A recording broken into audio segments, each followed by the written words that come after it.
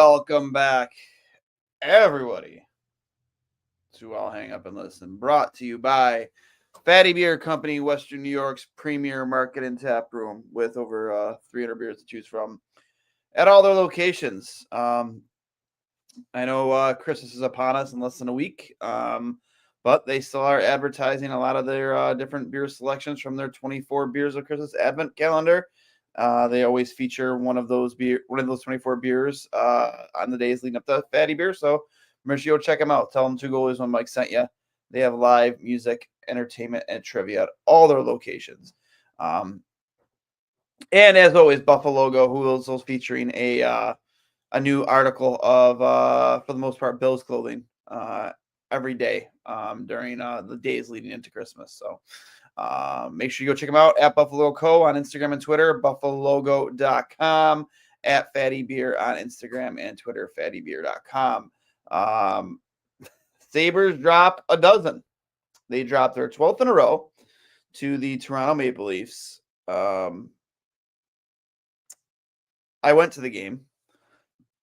Shout out to my buddy Chris Dirk, who offered me a ticket, and I had a good time for sure, but unfortunately, it was a good time ruined by a piss poor Sabres performance. And you can say what you want about 2 goals disallowed. First off, the first goal should have never been allowed to get to. That first goal should never happen because that was absolutely a high stick on Zucker. A double minor for sure. He's bleeding. I guess the rule states that the linesman can make the call, but for whatever reason, I guess the rule is worded that they cannot blow the whistle, play dead until he can't blow the whistle until the play's dead or whatnot. I don't know. Sounds like a really dumb rule to me, but that's the way they call it. And then what would have been the goal to make it 5-4, with about 4 minutes left in the game, I think it was. Owen Power's shot from the point disallowed for goalie interference. The second goal disallowed against Buffalo tonight, where Sam Lafferty's skate makes contact with the stick of Matt Murray, and I can't help but disagree. As a goaltender, I mean, watching that play, as a goalie watching that play, there's nothing that Sam Lafferty did that stopped Matt Murray from making that save. He just didn't make the save. Whether he makes contact with his stick or not, Matt Murray's not making that save. I almost feel like it should almost be like the rule in the NFL when it comes to pass interference on an uncatchable ball. You know what I mean? Like if you as a ref watch a play and justify that the goal should be allowed because you don't believe that the goaltender would have made the save, then the stand and the goal should stand. I feel like it should be called the same way, personally, because Matt Murray wasn't making that save. He wasn't. Whether Lafferty's stick and the telltale sign is the mere fact that he didn't react to it. Like Matt Murray wasn't arguing the call, nothing like that. He didn't react to it in that way. So that tells me right there that the goaltender wasn't expecting anything to come out of that. And, Toronto challenges it and they win the challenge. And I remember like looking at it, I'm like, oh, because at the very first replay shows that almost didn't look like any contact was made. And then you saw the overhead, like, okay. And I'm like, they're going to call us back, aren't they? Even though it didn't affect the puck going in or not going in. You know what I mean? Like there was no reason for that to be disallowed. Sabres, but here's the thing. You can bitch and moan, piss and moan all you want about the 2 goals disallowed, but the Sabres played like trash. They did not play well tonight.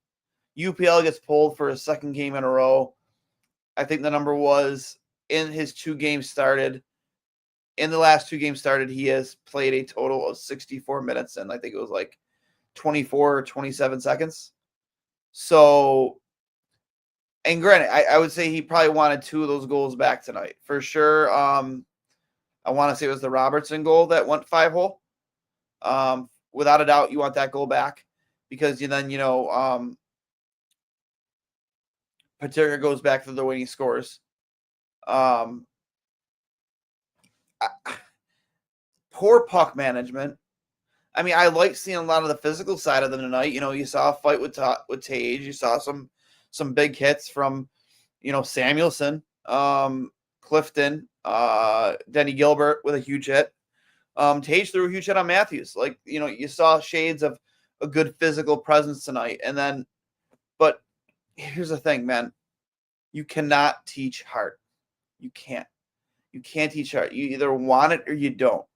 And I've quoted this show multiple times on either the podcast or here on I'll Hang Up and Listen, but you have to hate to lose so much. Like from Shoresy, they don't hate to lose. That's the vibe I get. They just don't hate losing enough. They're content with their contracts, their money. Like I'm just speculating, but like it just feels like that, man.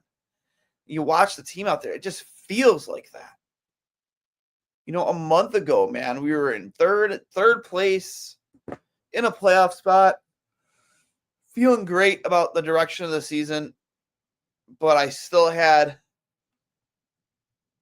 I was still being a little of a pessimist because I just didn't think this team had what it takes depth-wise to make a season-long run to the playoffs. I didn't believe that they were deep enough that one single injury could derail them. Look, Darlene being out for how many games, that hurt them so much. They've dealt with other injuries this season. It's hurt them so much. Greenway's now out for an extended amount of time after getting surgery. Like, this is the team that Lindy Ruff inherited.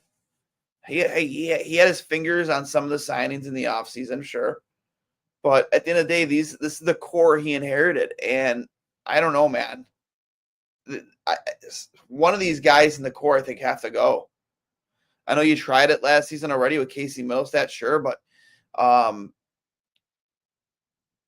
somebody's got to go. I know there's a lot of speculation around Cousins. Personally, for me, I don't think I would trade Cousins. I think he's played better over the last couple of weeks. He had a big shot block at the end of the game there when it was 5-3. Laid out, blocked a shot. That's the kind of stuff I want to see.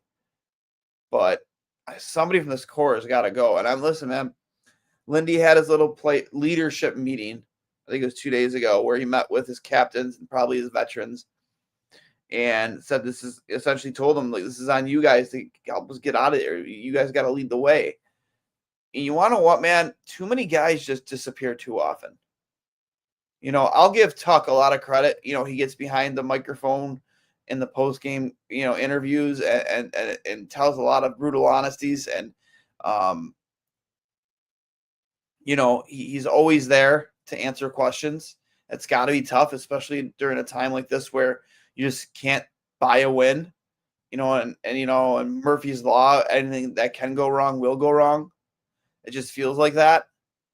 But at the end of the day, him included, like there's just too many guys that disappear. Tage included, disappears. On a team built like this, you can't have that. Your top guys need to be your top guys every single night, and they disappear too often. They do. That's not how you succeed in it. You succeed on the NHL with 3 scoring lines and a solid checking line. A solid top 4 defenseman, which we've been still looking for that guy to play with Owen Power now for 3 years. Insanity it's gotten to this point. But man, I'm just so deflated. But if you're not going to have that formula, like you just need your top line to succeed, be on the score sheet every night, helping every night. And they don't. They just don't. They didn't tonight. I know JJ Paterka had a goal, but I mean, that doesn't take away from the fact that they had terrible puck management tonight. Their zone entries, especially on the power play, were horrendous. And I think it's very telling that at the end of the game, I don't think Tage Thompson was ever on the ice. That's very telling. That's accountability. You're not going to be out there when the game's in the line if you weren't there for me for the rest of the entirety of the game before that. And let's don't get me wrong, Tage Thompson, he threw down with Morgan Riley after throwing a huge hit, and maybe him not being out there when the net was empty, maybe it was just poor timing with line changing. I don't know. I really don't. But and again, I'm going based off what I read and heard them talk. I believe I heard it from Brian Koziel, maybe, and I could put words in his mouth, but is either I heard it on the post-game show on the way home, or I read it on Twitter that Tage was not on the ice when the net was empty. If you guys can correct me or not in the peanut gallery, I appreciate it. I'll bring your comments up here in a second. But yeah, there's no heart, man. No fucking heart. And that's just one thing you cannot teach. You can't teach heart, man. You either have it or you don't. You're either driven enough or you're not. You either, you're willing to skate through a wall for your teammates and for yourself and the fans, or you're not. And right now, I watch this team night in, night out. You guys know I'm here with you guys for 90% of these post-game shows. You know what I mean? Do you see it out there? I don't see it. I don't see the heart and the drive and the passion and the willingness to go to war for each other, for go out there and die for one another. At least not like the teams that we've seen in the past, and during Lindy's first run with Buffalo. And again, I'm not putting this on Lindy. I'm sure he does bear some responsibility. But again, he inherited a roster full of, I hate saying this, but losers. They're losers until they win. That's just the way it is. It's not me sitting there poking fun at them or, trying to be a bully. It's just a fact, man. You're losers until you're winners. And this team is just full of losers. You got to figure it out, man. Honestly, what I would do, I said it last post game, I'd still do the same thing, man. Tomorrow practice, man, I would rip every letter off a current captain's jersey and put it on a Zucker. Put it on Tuck. Put it on fucking A, man. Zach Benson, maybe at this point. I don't know. Your veteran group, whoever the hell it is. Because I just don't think these players have earned it. I don't see leaders out there, man. I don't see leaders of men. I see boys. I see too many boys. That's my opinion. We're going to hit the peanut gallery here right now. A lot of you in the comment section here on a Friday night. What's left? Say no more moral victories. 12 losses in a row. Can't blame the refs. Team played poorly. Poor puck management. Turnovers by Cousins. Benson Quinn caused 3 goals off the rush, 3-on-1. You are not wrong, Mauricio. Was there live and living color to watch it. Goalie interference has gotten out of control. It has, Kevin. The defense pinched at the wrong time, causing odd-man rushes. Yeah, again, poor management, poor decision-making, poor attention to detail. It wasn't the refs that lost them this game. They lost it for themselves. They keep hurting themselves. They keep stepping there on their own feet. From Mark Miller, Lindy is showing the Sabres why he was let go by the Devils. Pagula sure didn't help by telling the team he's not going to interfere and it is all up to them. Really the laziest team in the league. Listen, I personally, I think Lindy got a raw deal in New Jersey. I think he didn't have a goaltender that could save a beach ball, and it led to a lot of losses. You can't really put that on a coach. And then they waited till after Lindy was gone to finally go get a goalie, with Jake Allen at the deadline. I don't know, man. I don't really put that on Lindy, but to the rest of your point, man, I still don't understand why Pagula met with the players and said what he said. I don't get it. What? The owner showing up, flying to Montreal to have a meeting with the team. To me, that's head should have been rolling there. There should have been fear for people's jobs. Now you just told this entire team that essentially you can suck and your job is still safe, because that's what you just told Kevin Adams. You suck at your job, but you're still safe. I don't know. From Mikey C, this franchise has become the laughingstock of sports. All four major sports, Sabres are right there with the Jets, man, and worst run teams in all pro sports. Next game, healthy scratch, Benson played Kubel. I'm willing. Excuse me. I'm willing to try anything just to get a win. Just get one win. Look, at the end of the day, the team doesn't have enough defensemen who can actually defend. That's a fact. That's a fact. If you skate the crease without being pushed in and touch the goalie, it's no goal. I think they should bring back the crease rule. Personally, I think so. It's gotten out of control. To me, Lafferty was pushed into the crease. His skate barely made contact with the stick. It didn't affect him saving the puck in any way, shape, or form. That goal should have been allowed. If this is the way we're going to call goalie interference, just bring back the crease rule. Just bring it back.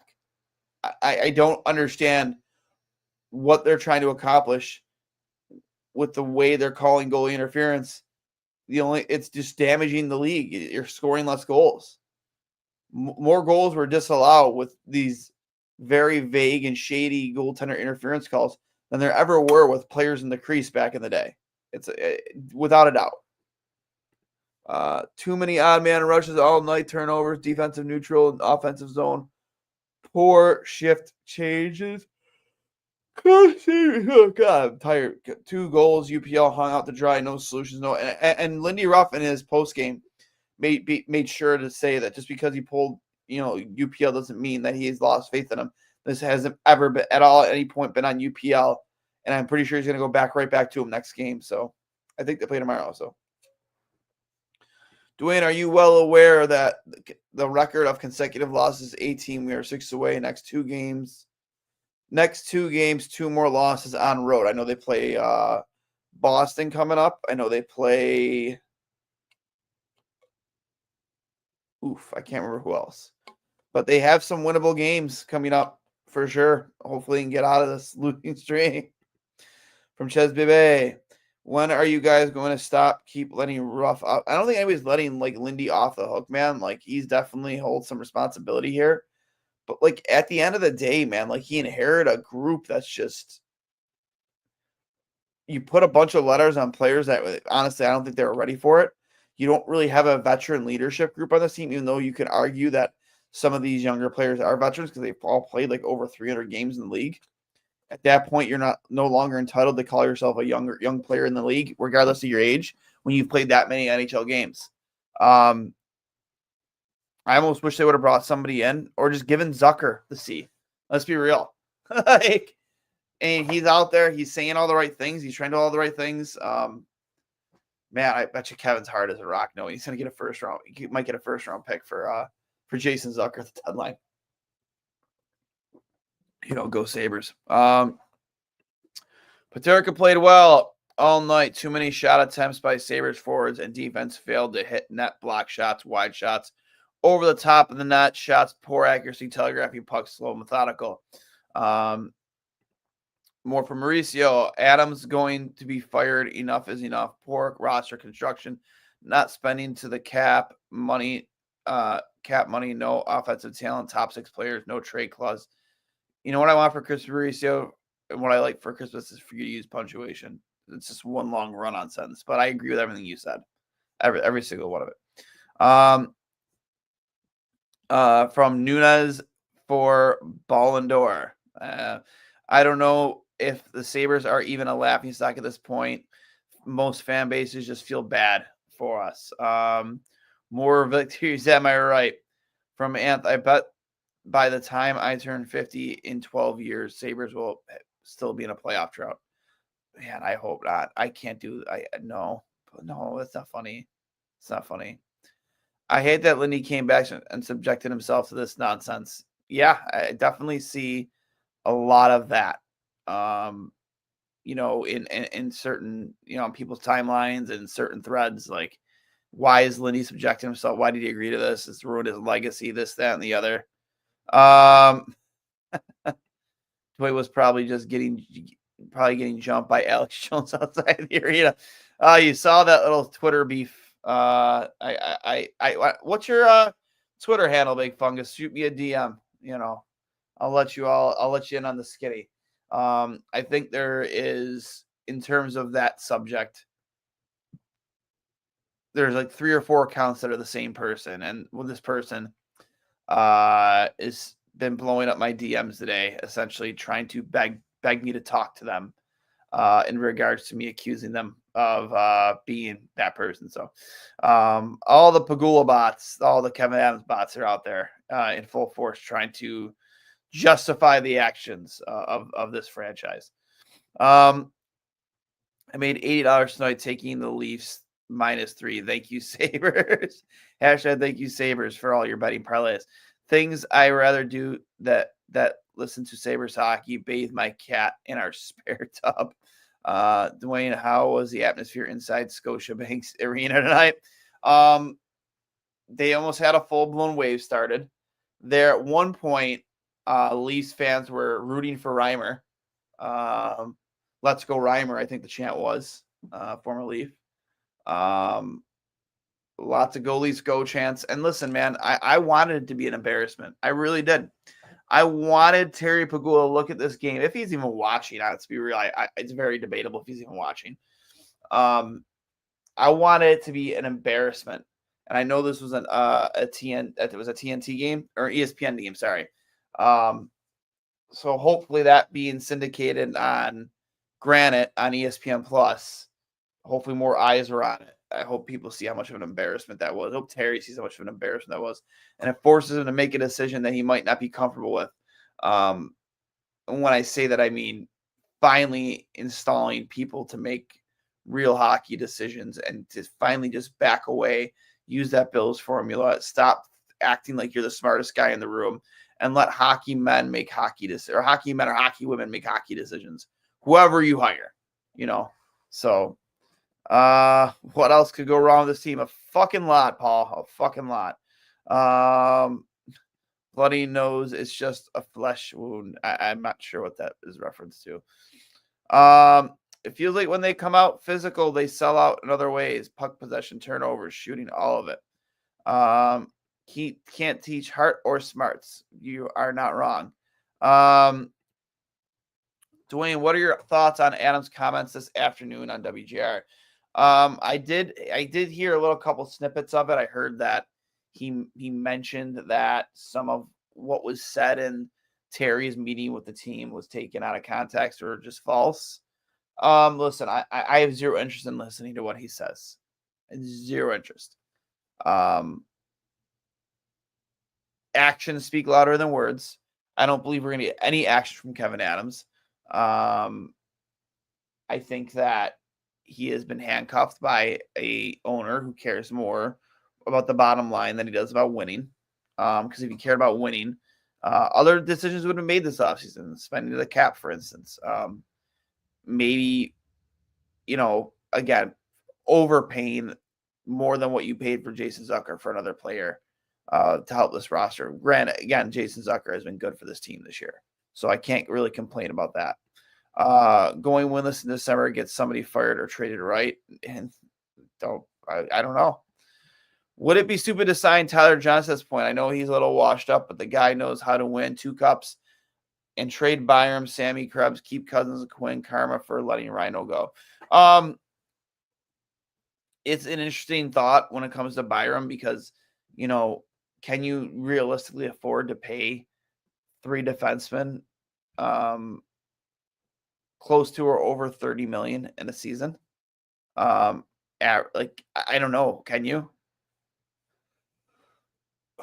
So we'll see what happens with him down the line, what type of leverage Buffalo holds, and if they want to, if they do want to sign him to an Owen Power level contract, or if they want to, deal him to find a way to make the team better in other areas. I don't know. Byram is probably the one to go, in my opinion. It needs someone who can replace Greenway. Absence Kulik should be in Rochester. I agree. If any player right now that is registered, eligible to go to Rochester, should be in Rochester. Pagula was asleep. His bedtime is 8 p.m. Time to check him into Elderwood Senior Living Home. Sell the team to Ryan Reynolds. I have been on that boat since last year, man. He's a huge hockey fan. I know, he's a Senators fan, but I think, Buffalo's close enough to home for him where he could definitely buy a team like the Sabres. I know he can afford it. He's one of the more profitable actors in all of Hollywood, and I'm sure he could put a team together to buy the Sabres. It would be awesome. It really, really would. I had your back on that. Spat on X Dwayne. I appreciate it, bud. I really, really do. From Joey Hatch, palm trees galore. I don't understand how Kevin Adams still has a job. You and me both, bud. You and me both. How do we have two top 5 talent defensemen and still our defense sucks? It's because that's the thing. They don't play defense. I mean, Darlene sure does. I think Bowen Byram's been our best defenseman this season, but your former first overall pick, Owen Power, he's a one-trick pony. He can play well offensively. We saw tonight quite a bit, but defensively, he's just very, very, very lost. But I'm putting it lightly there. I don't want to take up too much of your guys' time tonight because, again, it's been a long day. I've been up since 5.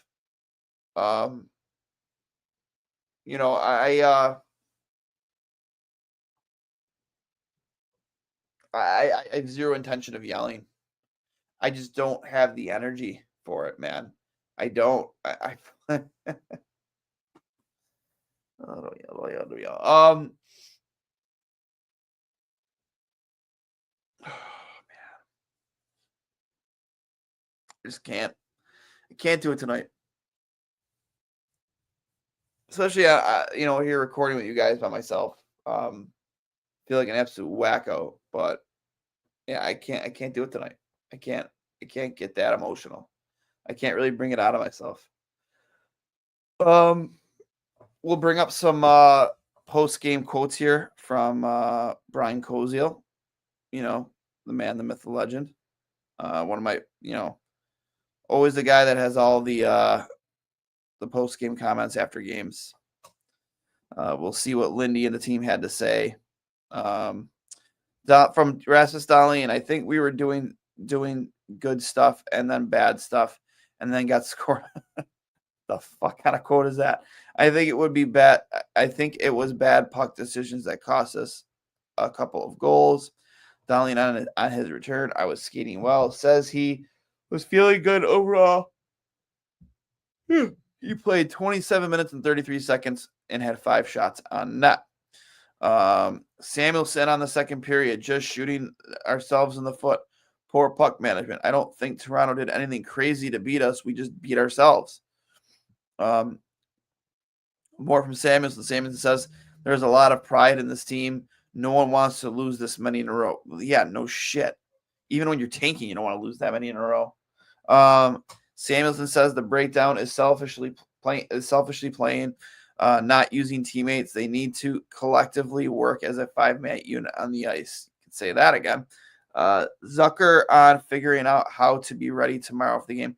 We are in the NHL. We don't have a choice. We got to be ready to play. See, I love that because that sounds like a leader. To me, that sounds like a real leader. That guy should have a letter on his jersey. Just my thoughts.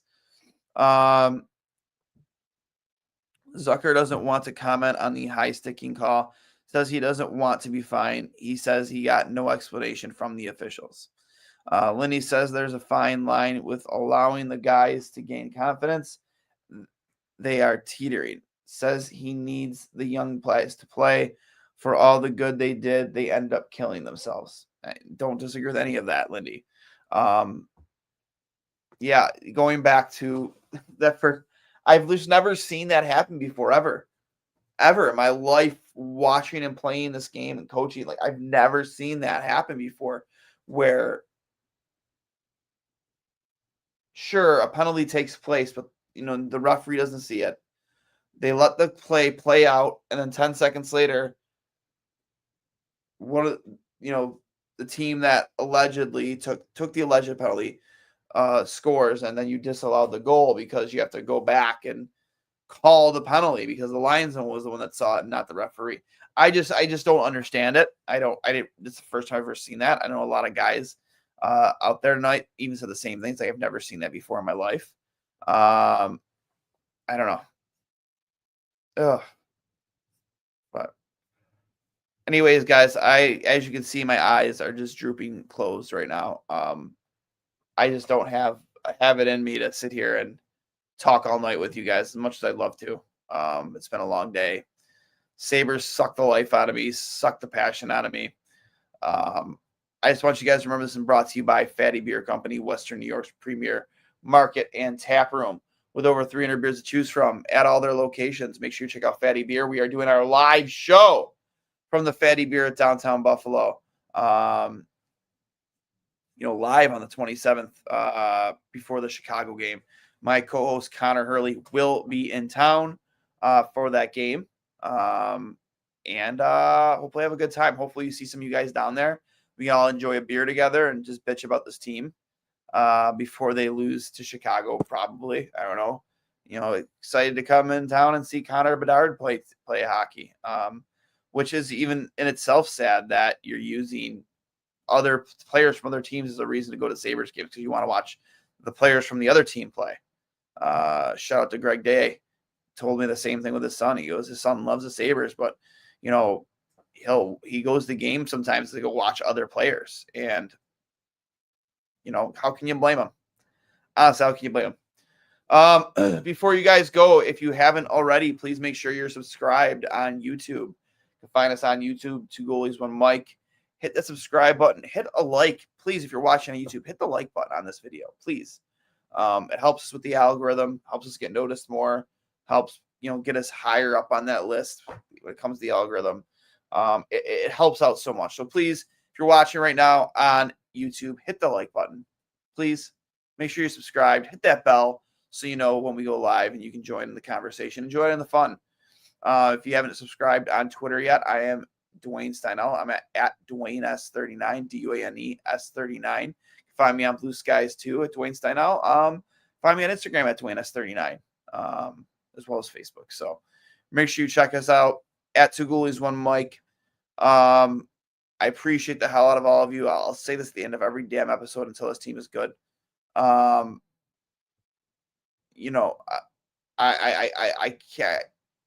can't take for granted how much this community means to me, and has meant to me during these times of just a never, ever, ever ending